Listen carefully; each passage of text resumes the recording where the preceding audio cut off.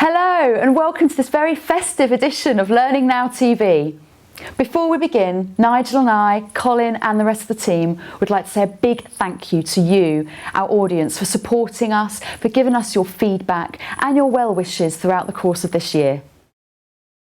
Yes, well, Kim looks absolutely fantastic. I just feel a complete wally. But never mind. We've got a great show lined up in spite of all of that. We're going to talk about courses and resources, or the move from courses and resources, with Nick Shackleton-Jones. Talking about curation with Martin Cousins. Virtual learning, the virtual classroom. Lots of good hints and tips from Joe Cook. And loads of other things as well. It's a really packed, excellent show for Christmas. And we hope you enjoy it. Enjoy the show.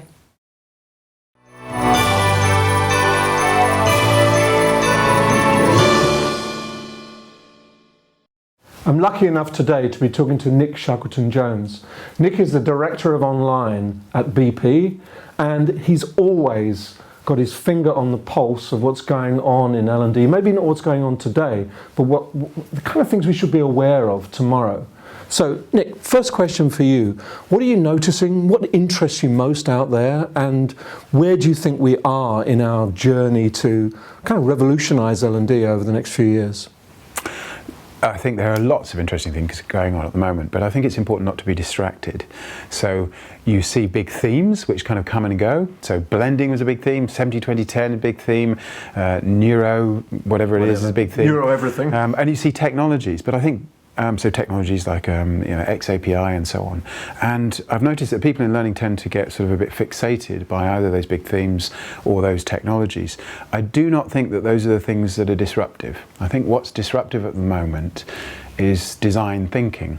And I think what's most interesting of all is the application of design thinking to learning for the first time. And that might sound a bit abstract, but let me explain. So if you take a device like this, there's nothing about these sorts of technologies that wasn't in place before Apple brought them to the consumer market. What was disruptive was not the technology per se, but they're thinking about, well, what if we took these technologies and instead of just pushing them at people, actually stop to think about how we would fit them around their experience, around their lives. And that was what was disruptive. So it's not the technology, it's not the big themes, it's actually the introduction of design thinking to learning, which ultimately will be disruptive, thinking about how you can fit around people's needs. Yeah. So it's tools. Essentially, tools are nothing without using them, people using them for particular purposes. Yes, I grew up like you did and many of us did as functionalists, and we bought technology because of all the things it was supposed to do. Now I have two phones like many people, and I have a phone, an Android phone, and it's fantastically functional. It's got a pen, and the pen has got a button, and I never use it, and despite the fact that it's got far more functionality than this device. And the reason I don't use it is because it's not functionality that matters, it's user experience. And when you're thinking about a product, thinking about it in functional terms is a failed approach. You have to think of the integrated user experience, and that's what this is. Not only does the technology work beautifully with the software works wonderfully with the App Store, it delivers a kind of a seamless, frictionless experience. Now, how can we do that in learning? How can we stop thinking about, well, this system has that functionality, or this course can do this, or this technology can do this, and actually start thinking, what's the experience we want our learners to have? Exactly. And then work everything backwards from that. And that's design thinking. It is. And it's also focusing on the user and the world that they inhabit, and trying to marry learning to their world, not marry their world to learning, because you're going to fail in the latter, aren't you? Yeah. I've got a drawer full of gadgets that I bought for their functionality and never actually used. It took me a long time to figure out that it's actually about your experience and how we craft that. Yes. And every company has got the equivalent of a drawer full of learning stuff, which they built for its functionality and not for the user, that no one touches. Yeah, and I still see systems, and people will say, well, it's got all this functionality. I think, look at the function. But nobody is ever going to use that. No one cares. No one actually cares. So yeah. Okay, let's just become intensely practical. So someone is listening to this and saying, that Shackleton-Jones talks a bit of sense. What would you do? How would you help an organisation change from being functionally focused to user experience focused? What are the stages? How do you make that mind shift? And that's what it is. It's a mental shift rather than a technology shift, isn't it? Sure. So we've got a couple of mantras which sort of help. The first we've done is throughout all the instructional design stuff, focus on two things, design and utility. Everything you do has to be beautifully designed. And as Steve Jobs said, people think that's a superficial thing. It's not. It's a really deep thing, design. It's about how something works. So make sure everything is really wonderfully designed and it's really useful to people. And the way that you find out if it's useful or not is you ask them, you involve them in the design process. You know, what's going to help you to do your job? So the first mantra is design and utility. Just focus on those two things. And the second mantra is we're trying to shift our organisation from thinking about courses to thinking about resources. Because we all know that the course format, whether it's online or whether it's in a face-to-face session, doesn't really result in good knowledge retention. Most learning happens at point of need. So providing people with resources on devices like their mobile device enables people to perform much better and actually learn as they go. It's also engaging with where people are in the world. They don't walk in and they've got a learning device which you take away the existing smartphone and say, this is your learning fun. It's actually incorporating the learning in the world that they're living and incorporating it at the moment of need. So you're kind of creating something that works with the individual and where they are rather than against the individual and where they are. Is that fair enough? So my favourite example is SatNav. You know, SatNav only ever tells you one thing. It doesn't say here's a whole load of instructions to remember about how to get there. It says turn left in 300 yards, turn right. So the challenge is how can we create SatNav for everything? So it says you should do this now, you should do that now. That might sound horrible, but I think it's exactly the direction we're heading. So you have a very interesting device on your wrist. So you have an Apple Watch. And instead, and when people are thinking about learning, you might think, oh, we could put a video of kind of health advice, a 40-minute course. Don't do that. No. Don't put that video on your watch. Just the kind of the stand up now, walk around. Go and talk to that person over there. Yeah. Thank Bob for the thing he did yesterday. That kind of timely instruction, performance guidance even, can be much more powerful than kind of shifting people's behaviour. And again, it's not seeing the watch as an entity, it's seeing it as part of a communicated world in a way, that what's good about it is it knows where you are and where things are and it can react to circumstances. It's not in itself a thing. And if it was totally self-contained and disconnected from the world, it would be fairly useless regardless of how many functions it had. That's really interesting. That's a really big challenge for us because we've shifted from courses to resources. So now, but people like that. They like the fact that you can find all the kind of guidance you need as you go. But ideally, that guidance should find them. Our challenge is shifting as well. We've built these wonderful resources, but now people are having to look them up. You don't really want that.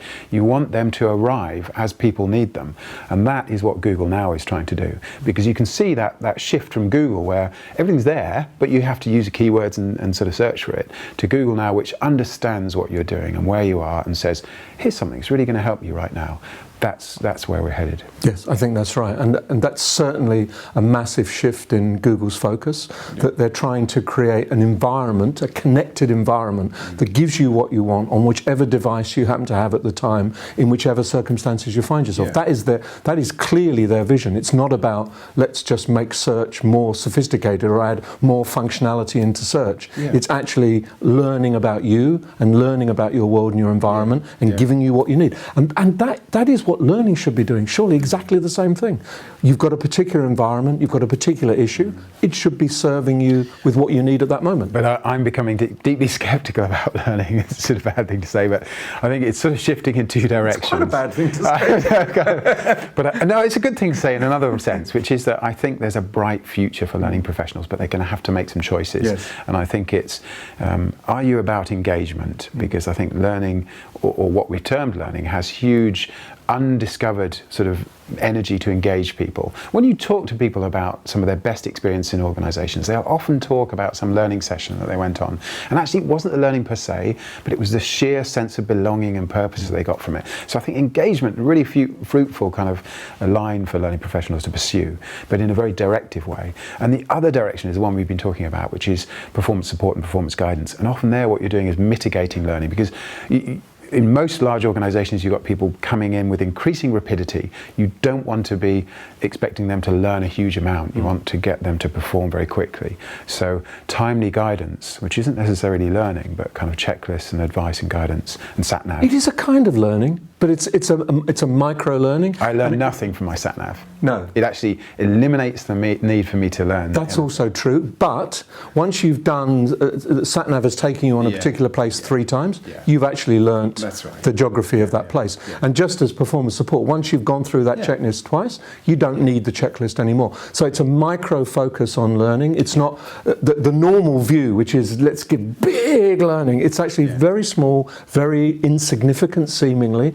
but you're building the blocks towards success at work, not success at learning. It's success at work which is important. I absolutely agree. So let's say your Apple Watch says, reminds you once in a while, have you thanked anybody for the work that they're doing today?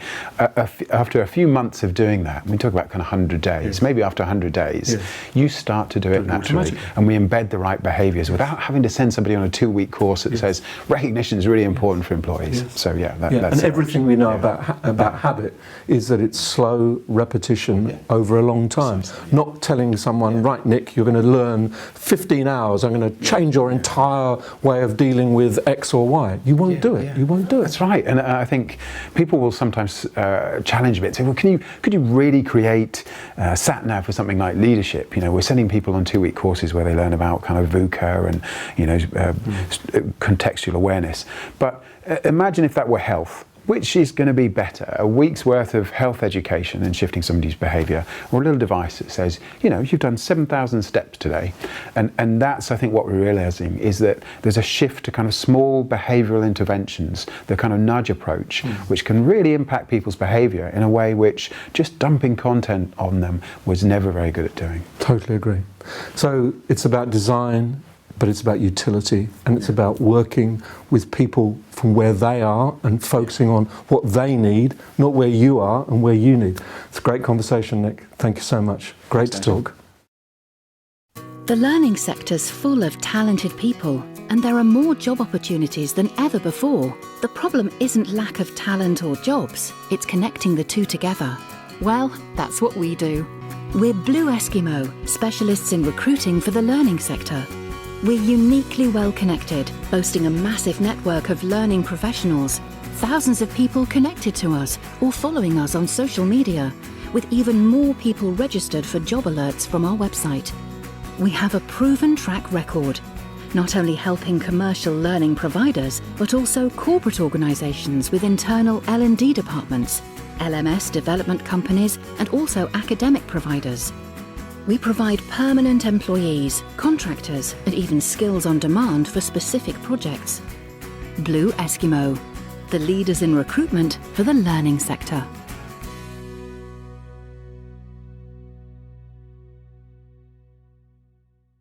I managed to track down Helen Blunden in Australia, and I talked to her about the videos that she's been producing for Learning Now TV. How did she start? What did she do to develop the skills that she's obviously demonstrating? And does she enjoy doing it?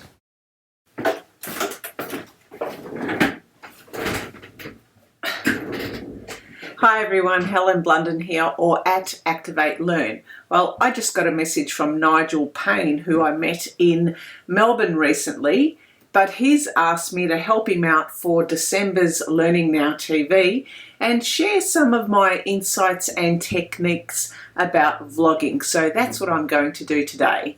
Nigel's first question is, why did you start doing vlogs? I actually stumbled upon vlogging. I stumbled upon this YouTube channel that was from a filmmaker called Casey Neistat. Here you go, look him up, Casey Neistat, or at Casey is his Twitter handle. Now Casey is a filmmaker, and rather than do one film in however many years, what he does is that every single day of his life, or every single day for the last year, he's actually been creating a short video, anything from 7 to 9 minutes in length, and he captures all the wonderful things that is going on during his day. In effect, he actually works out loud.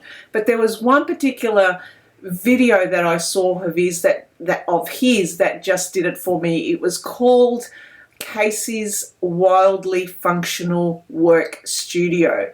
And in that snippet, in that video, he effectively goes through his entire work studio and we look at the tools he uses, we look at the cameras he uses, we look at how he sets up certain work. So in effect, he was working out loud. And when I saw this video, something just clicked in me. I wanted to have a go and do what he was doing. The next question that Nigel asks is, how do I vlog? Well, the first thing that you need to vlog is obviously a camera. And I started off with this small camera, the Canon Ixus 135. It's about a few years old now, but it's a nifty little camera. It does photo, it does video, but I found out it's not really good for vlogging because when I take the footage, I have to hold it out like that, and I can't see the video that I'm taking, nor can I hear any of the audio unless I physically take out the card and put it back into my computer. So these are good if you want to take some, some video shots where you're not talking or just viewing things. So these are fine. Another camera that I do have, which is a lot older, is my JVC Averio camera. I love this camera. It's what I take when I do go overseas or on any trips, and I create my own little travel videos. Now, with this, you can actually see that it does have the view screen. So when I am taking my Velfies, I can actually see what I'm taking footage of. So I love this camera. It's compact. It's a typical type of camera that that we all know, and it's a workhorse. The most simplest and easiest camera that I have got is just using your normal phone, and I've got an iPhone 6, and this is brilliant, brilliant, brilliant. I love using this thing. It chews up the memory like there's no tomorrow, but for short videos it's perfect, and you can edit them and go from there. So using your phone is brilliant. You might want to also consider in buying a couple of other things. I would strongly recommend some kind of tripod, and I bought this from the National Sheep and Wool Show, as you do, and you can basically put your phone on that, and I go around and actually take my Velfies like this and taking video footage.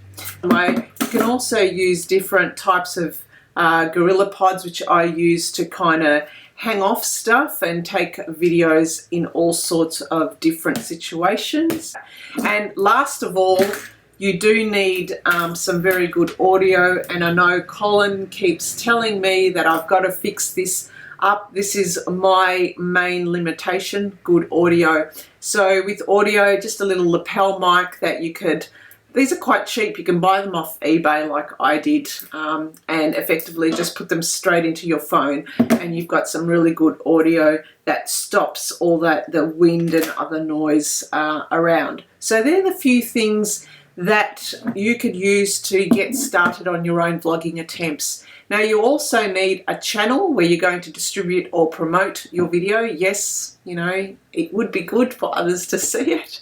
I've got a YouTube channel for Activate Learning Solutions, and that's where I just publish all my vlogs. I've since found out that you actually need 500 subscribers to your YouTube channel before you get one of those vanity URLs. So if you'd like, pretty please, you can subscribe to my YouTube channel and get me up to 500. I do hope that you've enjoyed the few tips on vlogging that I've given you today. By far the best advice I could give you is just give it a go. Try vlogging if you're comfortable in front of a camera or want to try something different to get your message across. By no means am I an expert. All I simply do is just experiment, I play, and I test things out. I've found that throughout this I've had a lot of fun, and it's always a conversation starter. So I would highly recommend, if you're interested in sharing and creating a video, create one. Why not share one on Learning Now TV? Bye for now.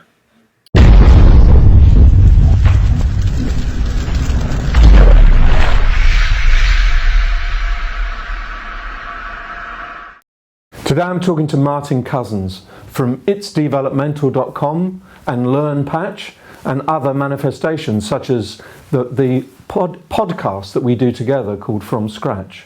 So, Martin, you're Mr. Curation. Everybody knows you as Mr. Curation. Why should anybody take any notice of curation? Why is it important? Basically, it's due to the fact that there's too much information online and we don't know how to access it properly and we don't know what to do with that. So when I talk about curation, I talk about two things. There's mindset and tool set. So the mindset is famously where we've come from, I think, is that idea of being overloaded by information. So we're kind of in that cul-de-sac of depth of despond where there's too much stuff, we just don't know what to do with it and it gets us down.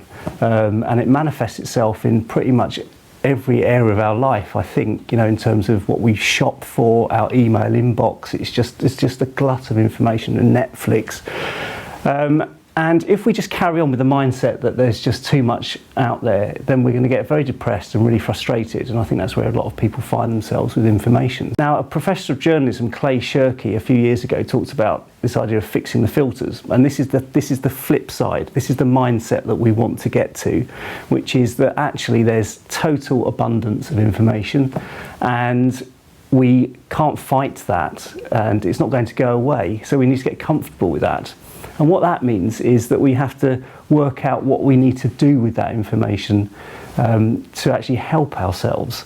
So curation is actually a process of being able to do that. It's being able to take abundance and make some sense of what's out there for sort of personal, professional. Is there a flip to that as well? That one of the issues that I confront with learning is that it's not about abundance, it's about scarcity, you know, that they package everything neatly and seal off using gargantuan LMSs, seal off learning from the world of information. Are you actually liberating learning in a sense and introducing it to the world of information? Well, if you controversially put your user at the heart of what you do, and you had a good look at what users are doing now, they are doing what I've just been talking about. And what you're describing is potentially a kind of legacy approach to learning. And I think that if you did actually ask people what they do, one of the first things they do is they use Google. You know, they ask other people, they're collecting information, they're making sense of that stuff, and they're using it in the way that's the most relevant to them at the right time. So it's the kind of Google, YouTube world that everybody working in any organisation uses Google and YouTube at home. That's how they learn about stuff. They learn about stuff all the time. They walk into the office and they're given a narrow, closely defined gobbet of lots of structured learning that is not the way they've become used to exploration in the rest of their lives. Sure. There's a contradiction there. There is, and also there's a caveat, and the caveat is that I think it's something like 10%, it may be less, it's really hard to get this figure, go to the second page of Google search results. I think only 30% go beyond the top search result on page 1. So the caveat here is that, yes, people are doing things, but the idea of curation is that we begin to have some tools and some thinking that get us well beyond page 1 of Google search results. And we are then going down some rabbit holes and getting to some really, really useful information and understanding what we can do with that for our own benefit, for our team's benefit, for the organisation's benefits, for our customers' benefits. But you're not saying that therefore everyone has to employ you to do it for them. What you're saying is that you will give people the tools to do it for themselves, essentially. Yeah, well, the beauty of it is that there are so many tools. All the big networks now are providing tools to help people make sense of the information within those networks. For example, SlideShare, Clippings. Clippings is a new tool, a relatively new tool for SlideShare, where you can go around and you can clip other people's slides in their decks and create your own deck. Why have they created that tool? Because they need people to be able to pull out all the information that's relevant to them from millions of slide decks. LinkedIn's got its own curation tool, Twitter is developing one. They're all bringing them on stream, and there's a reason for that, because they understand this fire hose of information is not useful in and of itself. They need to give people the tools to be able to pull stuff out that's relevant to them. So I was talking to Nick Shackleton-Jones from BP earlier, and Nick said he's moving BP from courses to resources. That's kind of moving right along in your direction. So how do, if I'm listening to this, I'm listening to you and saying, well, yeah, that's fine. I've got these big, long, clumsy structured courses. I'd like to do something a bit more imaginative. Where do I start? What do I do to move from courses to resources? The thing for me is that we need to go back to the person we're talking about. Who is at the heart of this, and what do they need? And I'm sure Nick would say this himself. What are you designing for? And what are those people looking at themselves that are helping them make them do their job better? And what would they need help with? And my starting point would be absolutely for free, go and look out on the web for stuff that might help them. Do not bring in someone to do another leadership course until you have put in front of someone, say authentic leadership. Put some, when we're talking about curating, by the way, I'm talking about making sense of information. So you might put a playlist together of 5 really interesting talks or articles about authentic leadership, and you might ask a question, you put a little bit of context with it, put it in front of people, start a conversation. Because you're connecting people with ideas and with other people using content. That's what we're talking about with curation, but you can do that at very low cost. That's where I would start and see what comes out of that conversation. So you're going from, if you like, you're doing that to encouraging professionals, learning professionals to do that. Eventually you want the people that you're designing for ultimately to do it themselves and then share. So we're back to sort of Harold Jarkey's seek, sense, share. That model is sums up, does it, that kind of approach that you've just described? I think so. I think it's all about value. So there is some value in being able to identify useful content or resources, identify who they'd be useful for, and give them some context, package them up, and put them in front of the right people. So, and anyone in a learning team can start to do that now. They can start to do that with their internal resources. You know, those things that potentially are really useful that haven't been seen for 10 years. What happens if someone just pulled that out and brought that in with a TED talk and packaged that into 3 or 4 things in a kind of playlist, put it in front of someone to spark a conversation and start a process of thinking? You know, wouldn't that be potentially quite useful? Potentially revolutionary. Potentially revolutionary. And I hope people take account of what you've just said, because it's small steps to do something that actually ends up being remarkably big and radical and fit for purpose for the kind of age that we live in. So it's really good to talk to you, and I also shouldn't end the interview without congratulating you on winning the award at the Training Journal Awards recently. So award-winning Martin Cousins, thank you very much for talking to me. Great, thank you. You've got some news. You want to spread the word, but you're busy. Okay, very busy. You need to get the news out fast. So let's get the job done. Training Press Releases is the specialist newswire for the learning sector. Posting a news story on Training Press Releases takes just a few clicks. Plus you can add a photo or a video, assign it to a learning industry event, and then publish it right away or schedule it to be published later. Your news goes onto our website, into thousands of subscribers' inboxes and out through syndicated feeds to be amplified by social media. With fast, focused distribution to a learning audience, we reach the people who really count. There are no mailing lists to keep on top of, and no hassle. Better still, one flat annual fee covers all of your news. When you've got news to share, Training Press Releases not only gets it out faster, it reaches the right people. Training Press Releases. Not just a job done fast, it's a job done well. We're carrying on the tradition in this programme of talking about resources and talking about curation and bringing the two together. So John Kennard, in his training tips today, is going to talk about resources for curation. Hi everybody, welcome to Trainers Tips on Learning Now TV. I'm John Kennard, editor of trainingzone.co.uk, and today we're going to be talking about 6 alternative resources for content curation. First up, all the free stock. Video clips, sound effects, colour palettes, icons, fonts. There's a smorgasbord of helpful multimedia in there. If you're creating video for training, which increasingly more people are, be it bite-size or longer form, you can't do without this. Next up, SoundCloud. It's not all One Direction remixes on SoundCloud. The Berlin-based music network is chock full of podcasts, sound effects and radio shows. And with 200 million monthly listeners, you'd be surprised the useful things you find on there. So have a look today, set up an account, and the repost function allows you to mix in other people's sounds that complement your own, one of the building blocks of good curation. Next, Storify. Twitter. It's ephemeral, crowded, and often difficult to navigate. Well, step forward to Storify. Now you can organise and publish your tweets with a narrative thread, plus the ability to add comments afterwards as well gives you the double advantage of being able to chronicle a story unfolding as well as providing comment for posterity. Next, Scoopit. One of many sites that allows you to curate content in a magazine format, Scoopit is simple and intuitive.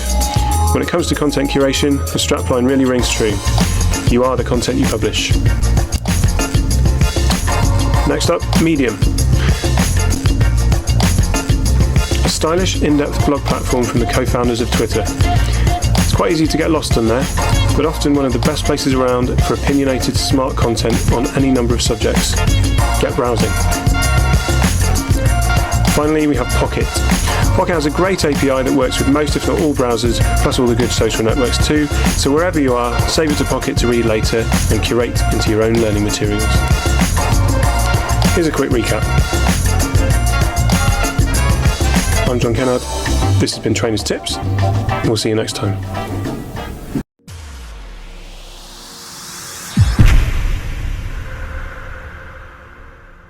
Jennifer Wrigley is an international learning and development manager at Discovery Networks, who I recently spoke with about coaching and the benefits it can bring to leadership. Hi Jen, thanks so much for coming to speak to me today. Thanks for having me. So, I understand you're an international learning and development manager at Discovery Networks. I'd love to know more about the people, leadership and coaching you're doing there. Yeah, so it's a really big focus for us at the moment. We've designed a whole new leadership program for all of our people managers. And I think the root of it is really around self-awareness, understanding yourself first before you then try and connect and understand other people. So giving people that grounding as a starting point, both as a leader and just as a person. Actually, we were running a program in Warsaw and one of the participants said, "Isn't this just about being a great human being?" And I was like, actually, yes. You know, we can call it leadership, we can call it coaching, or we can just call it, actually, let's just be good human beings and do the best for ourselves and for others. So part of the program is around self-awareness, part is really around what are the key skills you need as a manager, so vision and goal setting, coaching, feedback, all that good stuff. And then a little bit of individual work as well, so they kind of pair up and they coach each other in between the modules.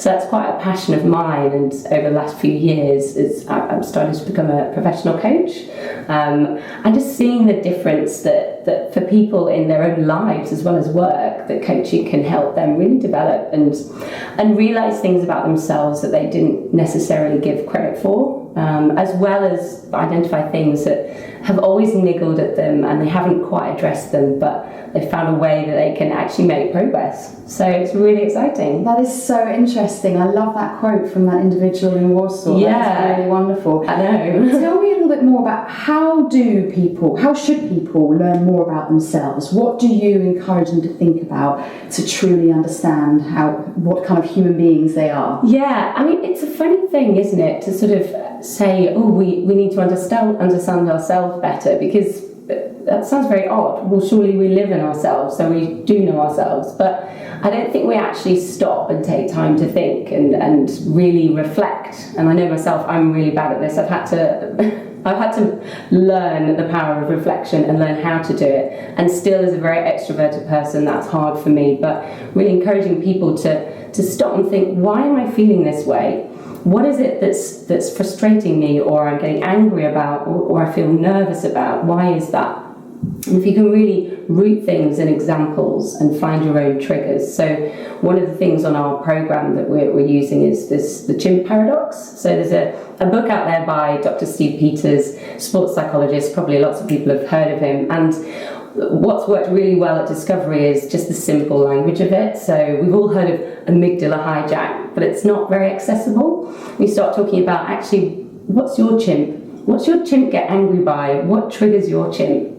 We get people to draw their chimp, like visualize it. What are the things that poke it and make it get really frustrated? And then really identifying what situations does that tend to happen in, and how can you, in the moment, take half a second to go, that's actually my chimp. That's the thing that's annoying me. And instead of just reacting, I have a choice now. And I have a choice to still do the reaction that I wanted to, or I could do any number of things. And I think that's where the self-awareness starts. It's knowing that we all have chimps, we all have reactions, we all have things that we're likely to do, but we have a split second of choice where we can say, actually, I'm not going to do that this time because of this reason. So starting to understand that, your own self-awareness, and then we kind of talk in the room about how everyone's got their own chimp. They've got a room full of chimps. How can you help someone else manage their selves? How can you give a little bit of self-awareness to them and give them a bit of space to react in a way that's more positive for them, rather than following the same old pathways in their head? It sounds like some really important life skills you're talking about there. Yeah, and I think that's the thing, when people sort of say leadership development, that's why it goes back to let's just be better human beings. It sounds very idealistic and it sounds quite airy-fairy. And I think, the other day someone said to me, well, how do you actually develop leaders? And I felt my chimp getting really like, how dare you ask me that? That's my job you're talking about. But I thought, no, calm down, don't get defensive. That's just my worry about do I do my job well? Mm-hmm. Just put that to one side. And I really thought about it, and we ended up having a good conversation about, can you develop leaders, and how do you do that? Can anybody be a leader? But it started off from a place of, I felt defensive and I felt like this was a cynical question. But actually it wasn't, and it made me think, well, you do start with yourself. You start with self-awareness, and then you start noticing. I think that's the other thing for leadership development. Apart from all the models and all these different things that you can do, you need to notice things, firstly in yourself, but what's happening around. And if you notice stuff, you can do something about it.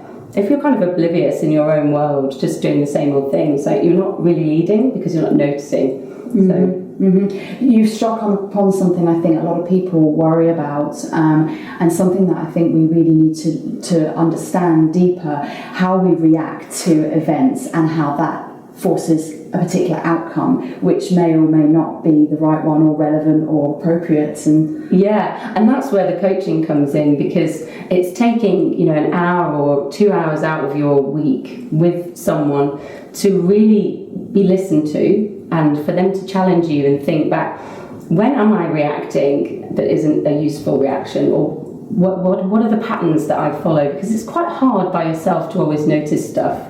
You sometimes need a very outside opinion to say to you, I'm noticing that you have a tendency to do X, Y, Z, and you sort of sit back and think, I don't like that, but it is true. Okay, tell me more. What can I do about it? Then that's where I really like the kind of power of coaching. And it doesn't have to be with an official coach. I think anybody can ask great questions and listen, and hopefully in a non-threatening way reflect back what they're hearing and say, I'm noticing this. Is that true for you? And I think, so really at work, I'd love it if we could all have more of a coaching approach. And it's something that everyone's talking about in L&D. We need to create a coaching culture. But it's true, actually, if everyone listened better and asked powerful questions, we'd create a lot more self-awareness, we'd create trust and honesty. And I think we'd just be happier human beings at work. Fantastic. That has been really insightful. Thank you so much for sharing your experiences. Thanks for having me.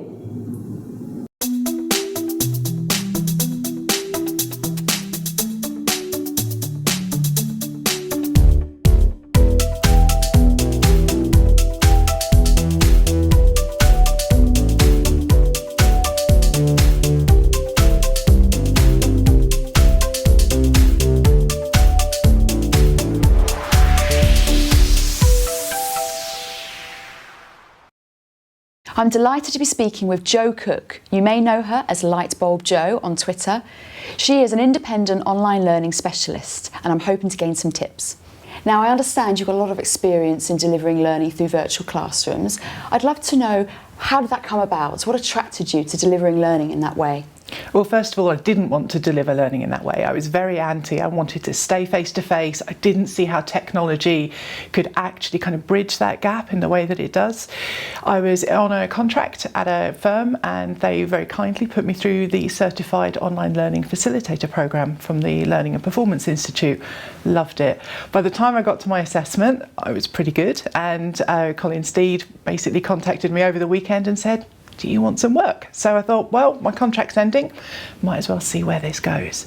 So I went and started and discovered how good it is and how much you can actually make a connection with people. You can really impact what's going on. And I love the fact that by the end of usually my first session of a program online, people are saying, wow, I didn't know it could be this interactive and engaging. I haven't looked at my email once. I didn't know I'd learned so much.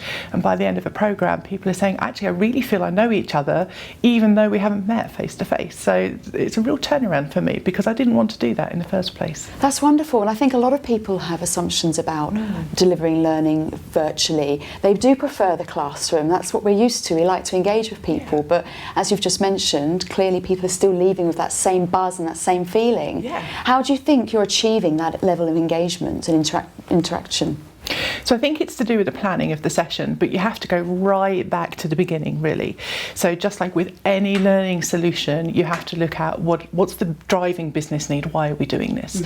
So something like Nigel Harrison's performance consulting, Kathy Moore's action mapping, whatever it might be, just having the conversation of why is this important? It might not even be a training solution, it might not be a face-to-face class, it might not be a virtual training solution, and I'm the first person to say, hey, go do something else if that's important. If it is part of the solution, and it should only be a part of something, it should never be the whole solution, it's then looking at, well, actually, how can we make this as engaging for the attendees as possible? So this is one of the reasons I like Kathy Moore's action mapping, because it focuses on, well, what do people actually do at work? Therefore, what do we actually need to practice in our session together? And then all of the materials that you need after that. And if you follow that focus, regardless of your training session, it will be great. You just happen to have a slightly different emphasis and a different way of doing it online. That's brilliant, but somebody still might be thinking, well, I don't know how to work with the technology and I don't know what the technology can do. Do you have to be ultra familiar with the different types of virtual classrooms out there? It depends on your role. So first of all, you always need to start with any good training basics. So when I'm helping people, supporting them, teaching them, working with them, producing them, it's always forget the technology. What do they need to do? What are the actions we need to actually do at work? What do we need to do in the sessions? They need to practice whatever it might be, have a discussion about something. And actually most of the time there's an online equivalent of what you do. If it's turn to the person next to you, we'll use private chat. If it's go do syndicate work, we've got breakout rooms. If it's everybody contribute on a flip chart, we've got whiteboards we can use. So there's all sorts of stuff we can do. The technology piece always comes after. And depending on your role, the technology is more or less important. If you're a designer, you need to know what you can do within your technology. If you're facilitating with a producer, they're largely doing the technical bit, you need to know your content. If you're doing a bit of all of it, then yeah, you do need to know more of the technology. Okay, and just to clarify, that producer role is someone who is literally controlling the technology for you and switching between breakouts or chats or just monitoring things while you are literally facilitating and engaging and talking and keeping everybody happy and interested. Absolutely. Okay, so are you saying that the technology is the main challenge of all of this? I think actually it's probably mindset and attitude, but that's born from a worry about the technology. So people think I'm only going to be talking at a computer, I won't see people, I can't engage with them, I don't know what they're going to be doing, I don't know if they're paying attention, and all of those things can be overcome through really good design, knowing a bit about your technology and really good online facilitation. I usually feel like I know what's going on with my attendees because I'm interacting with them. We say every 3 to 5 minutes is an industry standard. I'm probably interacting with them every 2.5 to 3 minutes. Oh, right. So that could be a quick green tick if you agree with me, or it could be type this in the chat window, it could be let's open up microphone for questions, all sorts of stuff. So therefore I know they're actually engaged all the time. I don't need to see them face to face for that. So what advice would you give to someone other than you've just mentioned, try not to worry about the technology? Where can someone start with all of this? There's loads of blogs, there's loads of webinars you can attend about it, there's courses obviously, there's tons of books out there. There's all sorts of people through things like Twitter or Yammer groups that you can go and find. So it doesn't have to be going on a course. You could find somebody maybe internally to help support you, to work with, even just to practice with. Probably the biggest thing you need is to get to grips and get over that technology piece. Once you understand that a bit more, once you find actually it's not that difficult, and research says that once people understand, oh, it's not so bad, they go and actually uptake kind of using these technology tools, then that's the kind of things you need to do. After that, it's about, well, how do I actually plan in? If I would normally do turn to your neighbour and ask this, if I would normally have a discussion at this point, how do I actually do that online? What are the logistics of doing that? So that's a little bit of something to get over and get used to, but once you do, it's great fun. Tell me more about the logistics. What does someone physically need to facilitate and produce if they're doing it all themselves, a session? So if you're doing it all yourself, you need a computer with a good broadband connection, you need also a good headset with microphone, preferably USB and wired. Anything that isn't wired, like if you have a Wi-Fi connection, it all goes a bit flaky sometimes. So ironically, it's going back to all of these wired things. Depending on how often you do it and the level you're doing it at, you need more kit basically. It doesn't have to get super complicated. For instance, you could have 2 computers. That's really great. You've got a backup if one fails, and every now and then, even though it's what I do all day every day, one just crashes and you have to get on with it. What it also means is you can see what your attendees are seeing, and that's really powerful because you can kind of glance over at the computer and go, oh, it's not showing up what I thought, and you talk through it until maybe it catches up, or you see a problem ahead of time, or you're just giving directions in that way. The further you get into this, the more you're doing it, the more you need to look at. For instance, I'm doing this all the time. I've got 2 broadband connections. So if one fails, I've got another one to use. I can literally just switch over the plugs. Well, yeah, but I do it all day, every day. So I have to have that. I've actually got 3 computers. So I can see I've got 2 host computers that I can immediately jump into if one goes wrong. I've got 2 screens. So I've got my facilitator guide. It's a whole other conversation, but a really important part of planning your delivery. I've got that up on another screen. I've got a printout of my slides so that I can see that on my desk. There's loads of little hints and tips like that to manage it. But at the end of the day, if you're just doing it every now and then, good computer, good planning, print stuff out, get to know your technology, and just practice and have a play. Yeah, absolutely. Sounds so possible. You've explained it really well, and I hope that inspires a lot of people. And if they have any questions, they can of course contact you, or as you say, there's plenty of resources online. Absolutely. Really great to talk to you, Jo. Thank you. Jo, before you get off, will you look at this camera? Yep. Say, Colin Steed changed my life. Colin Steed, he's a bit dodgy. Did you want to...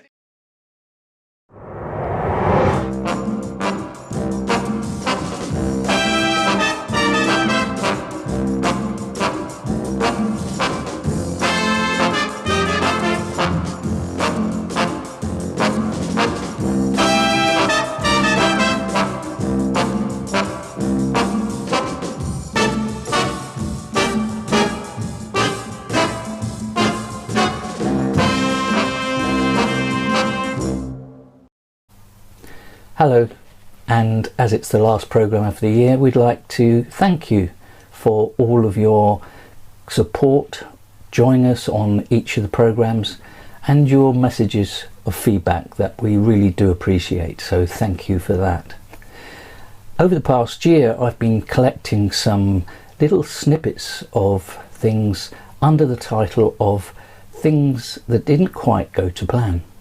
So I hope that you enjoy this, and we look forward to seeing you in the new year.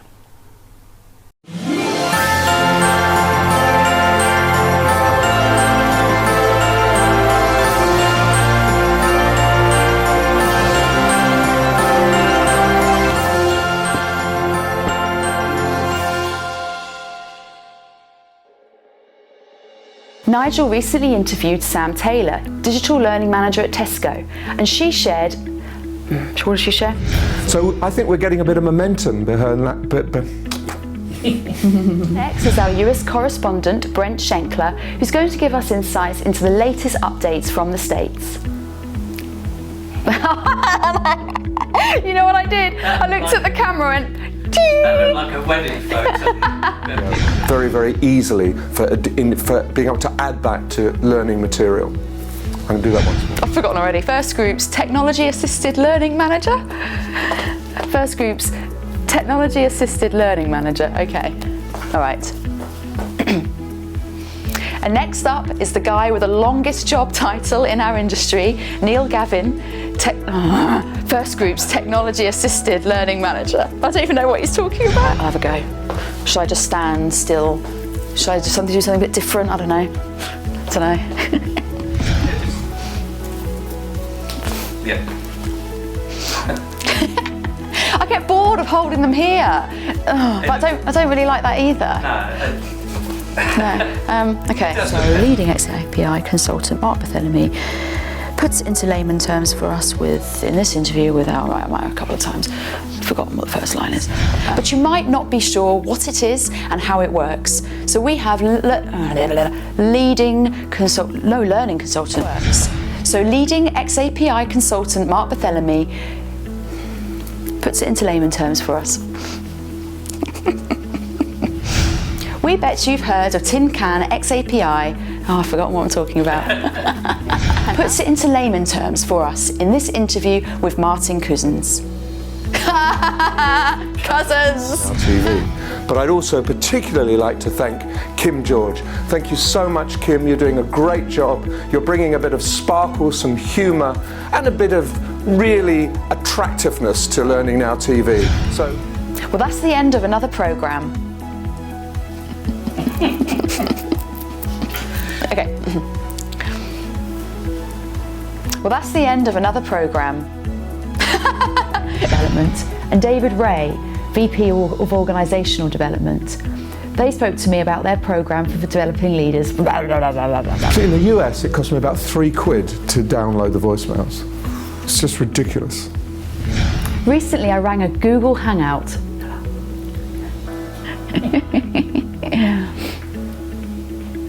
Recently, I ran a Google Hangout with Sarah King, who is a senior training specialist at Designer Shoe Warehouse, based in Ohio, United States. She talked to me about her I don't know what. Recently, I ran a big outcomes. So if you couldn't make it, here's our chance, some of the participants, and give you a little taste of the atmosphere if you weren't able to be there in London. Fantastic. Okay, that's much better. I did get one of your tummy rumbles. I was going to say. Is that mine? Yeah, I almost said, I hope your stomach isn't here. Do you want to do it again then? That's your stomach. Is that my stomach? Mm-hmm. I didn't hear that one. Oh, well, I heard that. No, Is that mine? This on your mic. It's disembodied. It feels like. So you think? You sure it's not yours? You can hear it from me. Yeah, I think it's you. It's you. I'm going to stick my ear down here while you're doing. That's. I can't say that, Colin. I've been joined in the studio with. I've been joined in the studio by Michael Strawbridge. I've been joined in the studio by Michael Strawbridge? Yeah. Michael Strawbridge has joined me in the studio. When designing a learning solution, it's important to use clear, and I can't remember what the rest I'm saying. When designing a learning solution, it's important to use clear and engaging language to convey information in. This Gold Award winning project produced some stunning returns. Returns. I'll try that again. Oh, it's good. That was very good. Except for the except for the jab of the heart. Oh no, we didn't notice. Our popular feature with Joe Kennard is back, and this month he. John Kennard. John Kennard. This month he focuses right. Okay. Our popular feature with John Kennard. It's back. It's back. We're going to have a meerkat pop up. Oh, we totally should. Or could we be in a submarine? Welcome to the 10th programme of Learning Now TV. Now you may notice Nigel Payne is looking a little different this month. I'm thrilled to... We've got a packed programme full of award-winning projects. John Kennard's ever-popular training the bird. Oh, we're almost there. It's so difficult. And there's Learning Live in London on the 9th of 10th of September. We'll be live. Becca Wilson is a corporate training designer. No, I have no idea. This month... Talk to us at Learn Now TV. He was Learning Now. Sorry. He's been on every programme of Learning Now TV. All the way from Edinburgh. Owen Ferguson from... Once more. If I touch you like that, then we go. Excited because this is the 12th episode of Learning Now TV, which means it's our first birthday and we have cake. Is it my turn now? Yeah. Right. And then a couple of noddies. We'll do that at the end. Right, yeah. Right, okay. Yeah. Yeah, that's it. Ooh, that's it. Nigel, I can't look at you. That's what everyone says. I can't look at you. Story of my life. Here's another feature in our... Here's another feature... Oh my goodness. Here's another Sorry, Colin. It's the ring that's doing it. Oh, I'm so distracted all the time. I hope so too. Thank you very much for talking to me. Yeah, thank you, Nigel. Thank you, Ron. Let me just do that last bit again. You got me wrong. Ron Hubbard. Ron Hubbard. Yeah.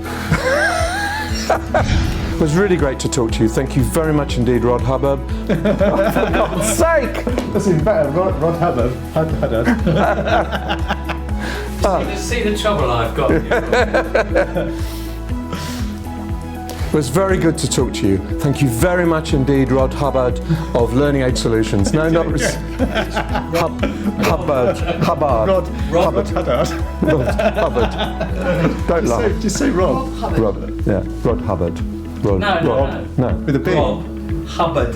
Rod Hubbard. It's the B's. Rob Hubbard. Rob Hubbard. It's easy. Would it be easier for me to change my name, Nigel? I think it might be.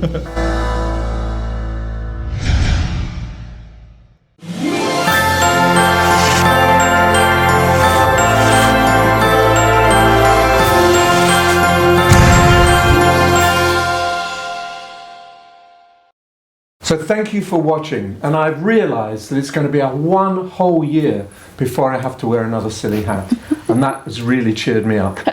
Here's a reminder, we would love you to send in your videos, just 2 minutes of what you think 2016 has got in store for the learning and development world, and also share your experiences of working. We want your working out loud videos.